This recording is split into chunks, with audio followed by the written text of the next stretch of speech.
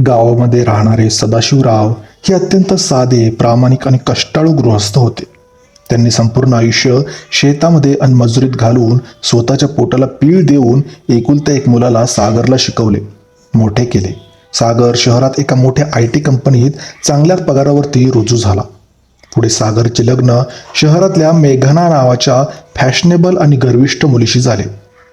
लग्नानंतर काही दिवसातच मेघनाला घरामध्ये म्हाताऱ्या सासू सासऱ्यांचा वावर डोळ्यामध्ये खुपायला लागला.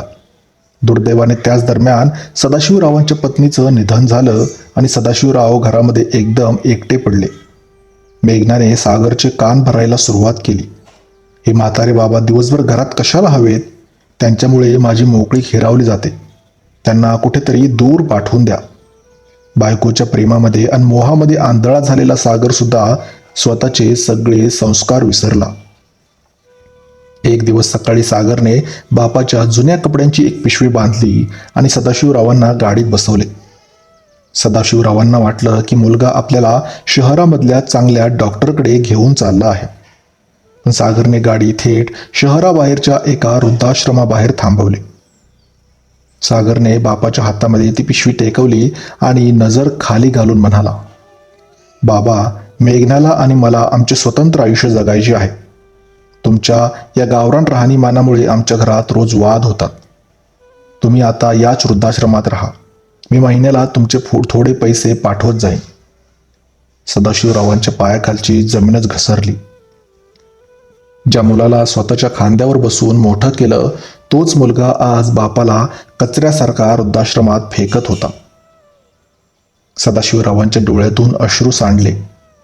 त्यांनी मुलाकडे पाहिलं, त्याच्या डोक्यावर हात ठेवला आणि एकही शब्द न बोलता ती पिशवी घेऊन गप्पपणे वृद्धाश्रमाच्या आत निघून गेले. त्यांनी ना आरडाओरडा केला, ना मुलाला कसला शाप दिला. सागर हसत हसत गाडीत बसला. त्याला वाटले झालं, आज डोक्यावरचं कायमचं ओझं उतरलं.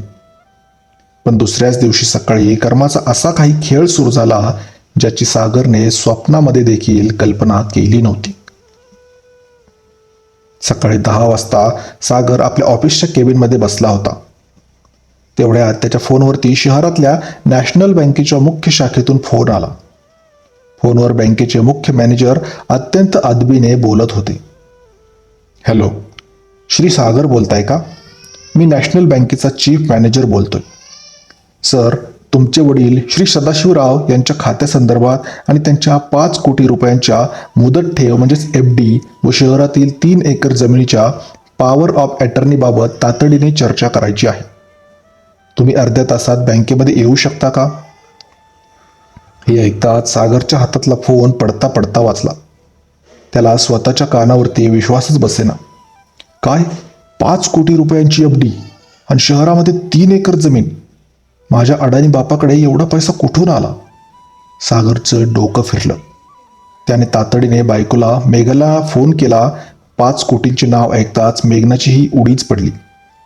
दोघेही धावत पळत स्वतःची गाडी उडवत 5 मिनिटात बँकेच्या मॅनेजरच्या कॅबिनमध्ये पोहोचले. मॅनेजरने त्यांचं स्वागत केलं. सागर घाईघाईने म्हणाला, मॅनेजर साहेब, तुम्ही काय बोलत होतात? माझ्या बाबांकडे 5 कोटी रुपये आणि जमीन आहे.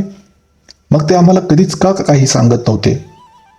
मॅनेजरने चष्मा खाली सरकवला, एक खोल श्वास घेतला आणि समोर एक फाईल ठेवत म्हणाला, सागरजी, तुमच्या वडिलांनी 20 वर्षापूर्वी शहराला लागून असलेली त्यांची जुनी पडीक जमीन एका हायवे प्रोजेक्टसाठी सरकारला दिली होती.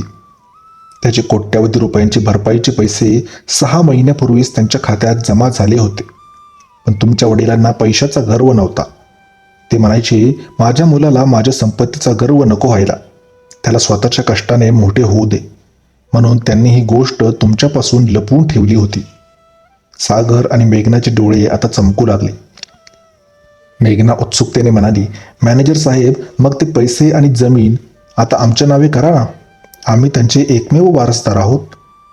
मॅनेजरच्या चेहऱ्यावरचे हास्य अचानक गायब झाले. तो अत्यंत गंभीर आवाजामध्ये म्हणाला, अहो मॅडम, जरा शांत व्हा. काल संध्याकाळी 5 वाजता तुमचे वडील स्वतः बँकेत आले होते. त्यांनी त्यांच्या संपूर्ण 5 कोटी रुपयांची FDची आणि जमिनीची कायदेशीर मृत्यूपत्र म्हणजेच विल जे आहे आणि नॉमिनेशन हे पूर्णपणे बदललं आहे. सागर हादरला. काय बदलले? त्यांनी कोणाच्या नावे केले ते पैसे? मॅनेजरने त्या वकिलाचे पत्र समोर ठेवले आणि कडक आवाजात वाचून दाखवले. श्री सदाशिवरावांनी आपल्या सहीने आणि अंगठ्याने लिहून दिले आहे की माझ्या मुलाने आणि सुनेने मला जिवंतपणी अनाथ समजून वृद्धाश्रमात फेकून दिले. त्यांना माझ्या प्रेमाची गरज नव्हती, फक्त पैशाची हाव होती. त्यामुळे माझी ही 5 कोटींची संपत्ती आणि जमीन मी शहरातील अनाथ बालसंगोपन ट्रस्टला दान करत आहे. माझ्या मुलाला आणि सुनेला या संपत्तीतील 1 रुपयाही मिळणार नाही. हे ऐकताच सागरच्या आणि मेघनाच्या पायाखालची वाळू सरकली. मेघना किंचाळली. हे होऊ नाही शकत. आम्ही कोर्टामध्ये जाऊ. मॅनेजर शांतपणे म्हणाला.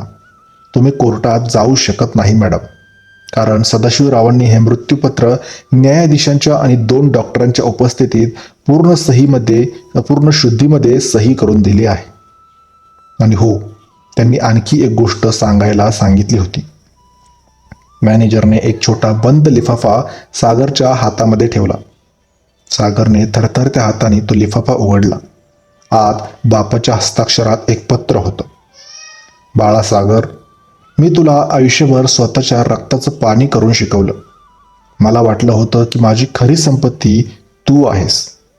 पण काल जेव्हा तू मला वृद्धाश्रमाच्या दारामध्ये सोडलंस, तेव्हा मला समजलं की मी संपत्ती तर खूप कमावली, पण मुलावर संस्कार करायला चुकलो. तुला वाटले की तू मला वृद्धाश्रमात सोडून मोकळा झालास, पण खरं तर तू 5 कोटीची संपत्ती आणि तुझ्या बापाचे छत्र कायमचे गमावून बसलास. आता तुझ्या त्या पैशाच्या अहंकारासोबत आनंदाने राहा. ते पत्र वाचताना सागरच्या डोळ्यातून अश्रूच्या धारा वाहू लागल्या. त्याचे संपूर्ण शरीर थरथर कापत होते. ज्या 5 कोटीच्या आशेने मेघना उड्या मारत होती, ती डोक्याला हात लावून बँकेच्या फरशीवर बसून ढसाढसा रडू लागली. सागर तातडीने गाडी काढून गाडी 150च्या वेगाने पळवत त्या वृद्धाश्रमामध्ये पोहोचला. तो धावत आतमध्ये गेला. बापाचे पाय धरून किंचाळला. बाबा, मला माफ करा. मला ते पैसे नको आहेत बाबा. मला तुमची संपत्ती नकोय. चला घरी. मला माफ करा बाबा.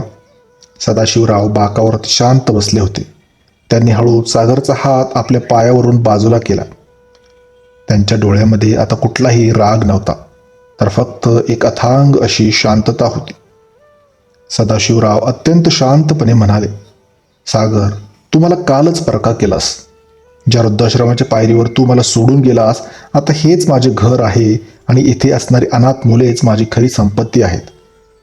तू आता तुझ्या घरी निघून जा. सदाशिवराव उठले आणि मागे न वळता अनाथ मुलांच्या घोळक्यात निघून गेले. सागर आणि मेघना वृद्धाश्रमाच्या दरवाज्यावर डोके टेकून पश्चातापाच्या आगीत जळत रडत राहिले. पण वेळ निघून गेली होती. ज्या बापाला त्यांनी ओझं समजून फेकून दिलं होतं, त्याने एका क्षणात मुलाला त्याची खरी लायकी दाखवून दिली होती.